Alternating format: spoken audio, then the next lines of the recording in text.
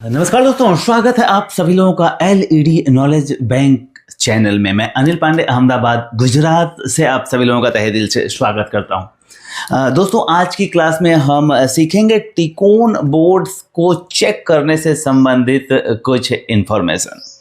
और बहुत सारे लोगों के फ़ोन कॉल्स आते हैं, ईमेल्स आते हैं कि सर टिकोन बोर्ड ख़राब है या कहाँ पे कितने वोल्टेज आते हैं, इस पे एक वीडियो मिल जाता तो चेक करना आसान हो जाता है। वैसे तो अब बहुत सारी पैनलें टिकोन लेस आती हैं और बहुत सारी पैनलें स्केलर वाली आती हैं, लेकिन जो भी पैनलें टिकोन वाली आती हैं और उसमें अगर आपको कंफ्यूजन है कि टिकोन बोर्ड ओके है ये कैसे डिसीजन लें या ख़राब है ये कैसे डिसीजन लें, तो उससे संबंधित आज के क्लास में हम सीखेंगे। तो देखें, ये जो आपके सामने स्क्रीन पे दिखाई दे रहा है टिकोन बोर्ड है ये, और इस टिकोन बोर्ड पे यहाँ जो 125 वोल्टेज लिखा है, देखें यहाँ पे 125 नहीं बल्कि यहाँ 12 वोल्टेज आना चाहिए, यहाँ कंफ्यूज ना हो। हालांकि इसके पहले भी इसमें मैंने वीडियो दिया है, लेकिन कई बार आप देखेंगे कि जहां पैनल वीसीसी 12 वोल्टेज आता है वहां 125 वोल्टेज या 32 वोल्टेज लिखा रहता है, तो कंफ्यूज ना हो, वहां सिर्फ 12 वोल्टेज की अपेक्षा रखें।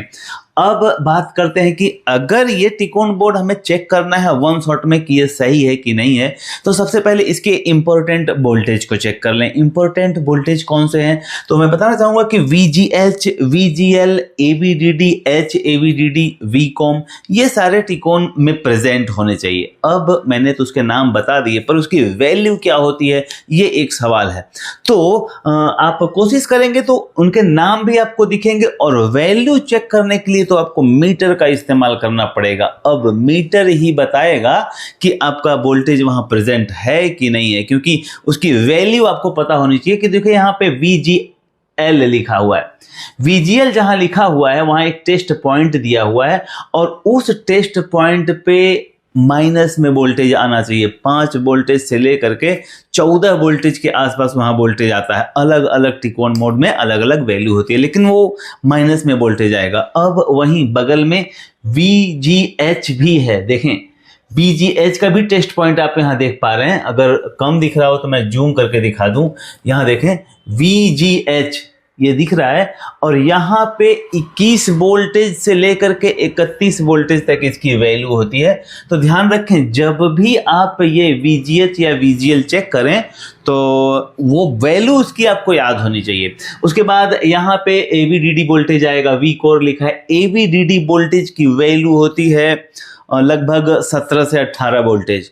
तो AVDD कहीं कहीं VDD भी लिखा रहेगा, ध्यान रखिएगा। जब VDD लिखा हो तो कंफ्यूज बिल्कुल ना हो, VDD का मतलब भी AVDD होता है।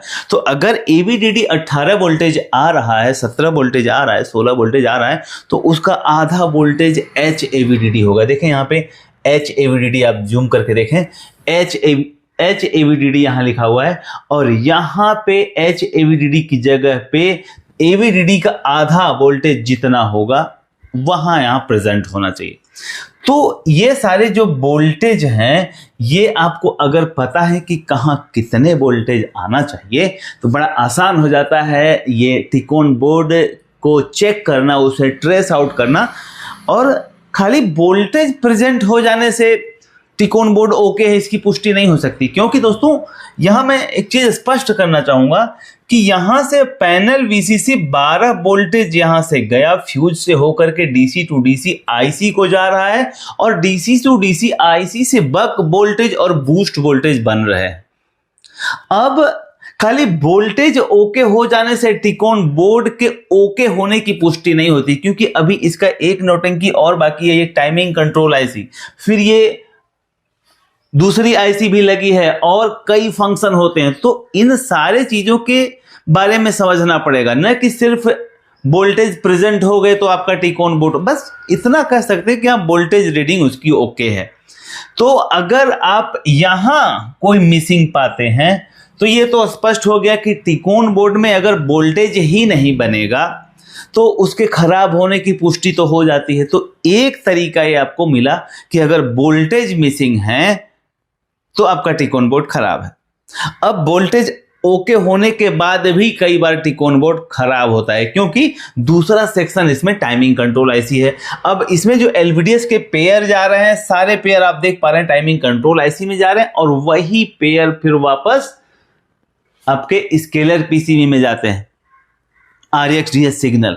तो अगर यहां पे ये आईसी खराब होगी और ये सिग्नल आउट नहीं कर रही होगी, तब भी वोल्टेज ओके होने के बाद भी आपका टिकोन ओके नहीं होगा, और पैनल के सिम्टम्स क्या होंगे?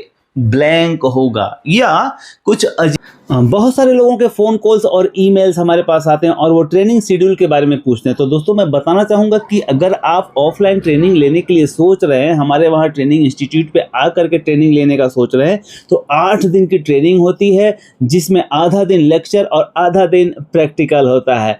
और प्रैक्टिकल करने के लिए हमारे पास 400 सेट पड़े हैं। आप किसी भी सेट में प्रैक्टिकल कर सकते हैं। जो पढ़ाया जाता है उसी का प्रैक्टिकल शाम को किया जाता है, और इस 8 दिन के सफ़र में हम तय करते हैं बेसिक से लेकर के एडवांस तक का पूरा सफ़र।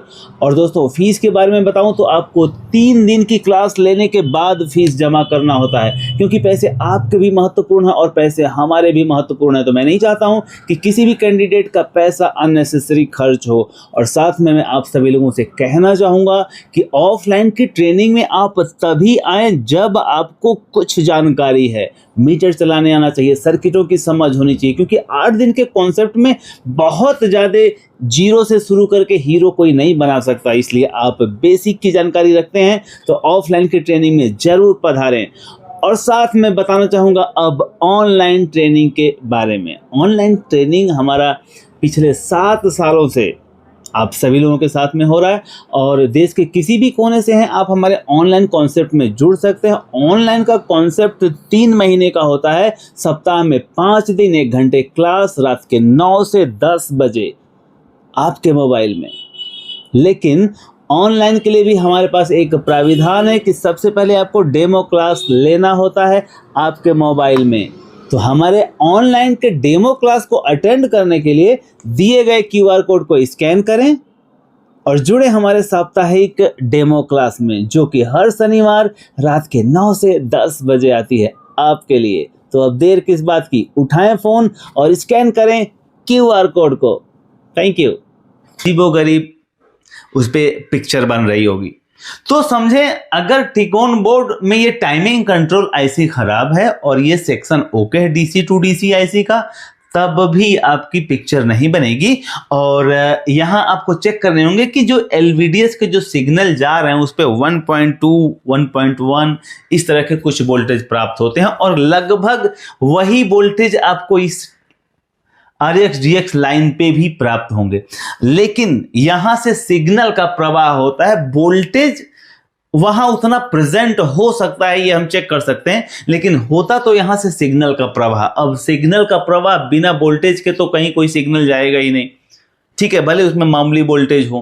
तो यहां आप चेक कर सकते हैं कि इसमें 1.2 या 1.1 इस तरह से कुछ वोल्टेज आपको मिलेंगे, परंतु वोल्टेज मिलने के साथ में यह पुष्टि नहीं हो जाती कि उसमें सिग्नल जा ही रहा हो। सपोज अगर रोड पे बस या ट्रक जा रही है, ट्रक सपोज रोड पे जा रही है, तो इसका ये मतलब तो नहीं है ना कि उसमें माल भरा है, वो तो खोल के चेक करना पड़ेगा कि माल है या खाली ट्रक जा रहा है। तो उसी तरह से यहां से अगर वोल्टेज 1.2, 1.1 यहां मिल भी जा रहा है, तो उसके साथ सिग्नल का प्रवाह हो रहा है कि नहीं, ये आप नहीं जान सकते। उसके लिए तो डीएसओ की जरूरत है, लेकिन एटलीस्ट आपको अगर यहाँ वोल्टेज ही नहीं मिल रहे हो तो पुष्टि हो जाती है कि टाइमिंग कंट्रोल काम नहीं कर रही है। अब बात करते हैं, कुछ लोगों के कंफ्यूजन यहाँ पे रहते हैं। यहाँ पे जो ये टेस्ट पॉइंट दिया हुआ है, देखें 1, 2, 3, 4, 5, 6, 7, 8, 9, 10, 11, 12 और 2 ये अलग थलग पड़ा हुआ है। तो इसका डिटेल, इसका पूरा डिस्क्रिप्शन यहां लिखा हुआ है, आप पढ़ पा रहे होंगे। इस जेड वाली नौटंकी को छोड़ें, 1, 2, 3, 4, 5, 6, 7, 8, 9, 10, 11 और 12 और देखें ये 2 अलग थलग, यहां भी 2 अलग थलग पड़े हुए हैं। तो सेम उसी तरह से इसकी रीडिंग आप यहां ले सकते हैं। यहां लिखा हुआ है, इसका पूरा डिस्क्रिप्शन यहां लिखा हुआ है। VGL भी है और VST है, VCOM भी है। VCOM की वैल्यू 5 वोल्टेज से 7 वोल्टेज में होती है, लेकिन प्लस में होती है। तो कई बार कंफ्यूजन होता है कि यहां ट्रैक टेस्टिंग पॉइंट दिया है लेकिन उसका डिस्क्रिप्शन कहीं और दिया है, तो उसके लिखने के सीक्वेंस से आप थोड़ा सा मेजर करेंगे तो पता चल जाएगा। तो ये कुछ छोटे छोटे पॉइंट हैं जिसे आपको समझने की ज़रूरत है, और अगर उसमें से कोई भी एक पॉइंट पे आप डिसीजन ले पाते हैं कि हाँ ये वोल्टेज यहाँ आना ही चाहिए परंतु नहीं आ रहा है, तो अगर नहीं आ रहा है तो जाहिर सी बात है उस टिकोन बोर्ड में प्रॉब्लम है। अच्छा, कई बार एक देखा गया है कि ये जो टिकोन बोर्ड है ना, पैनल में शॉर्टिंग होगी क्योंकि ये एफएफसी बेल्ट पैनल में लगे रहते हैं। पैनल में शॉर्टिंग होती है तो भी ये वोल्टेज सारे मिसिंग हो जाते हैं, गायब हो जाते हैं। तो इसके लिए अगर आपका यहां वोल्टेज मिसिंग आ रहा है, जो इंपॉर्टेंट वोल्टेज मैंने बताया, तो उसके बाद एफएफसी बेल्ट को निकाल दें। एफएफसी बेल्ट को निकाल करके और फिर सेट को चेक करें कि क्या वहां वोल्टेज एफएफसी बेल्ट निकालने के बाद उपस्थित हो जा रहे हैं। लेकिन वहां एक चीज ध्यान देने वाली बात है, अगर आपने सेट को ऑन किया और वोल्टेज आपको यहां प्राप्त नहीं हुए, फिर आपने एफएफसी बेल्ट निकाल करके चेक करने का प्रयास किया, तब भी वोल्टेज वहां नहीं मिलेंगे, क्योंकि अगर पैनल शॉर्ट होगी तो वो स्विच हो जाता है, आईसी जो होती है सब बंद हो जाती है, और फिर एफएफसी बेल्ट निकाल देने से वो एक्टिवेट हो जाएगी ऐसा नहीं है, उसे वापस बंद करके चालू करना होगा, रिबूट करना होगा। रिबूट मतलब बंद करके चालू करना। तो जब आप उसे दोबारा बंद करके चालू करेंगे तब रीडिंग लें कि एफएफसी बेल्ट निकाल देने के बाद, सेट को दोबारा बंद करके चालू करने के बाद क्या ये वोल्टेज प्रेजेंट हो जा रहे हैं। अगर प्रेजेंट हो जा रहे हैं तो निश्चित रूप से आपकी पैनल की सीकेबी लाइन शॉर्ट है, और अगर वो लाइन शॉर्ट है तो वहां अब आप टैपिंग मेथड अप्लाई कर सकते हैं, या उसे देखें कि कौन कौन सी लाइनें शॉर्ट है, और फिर आप काम अपना ओके कर सकते हैं। तो दोस्तों, ये टिकोन बोर्ड से संबंधित जानकारी थी, कितनी बेहतर थी आप खुद मूल्यांकन करें। Thank you.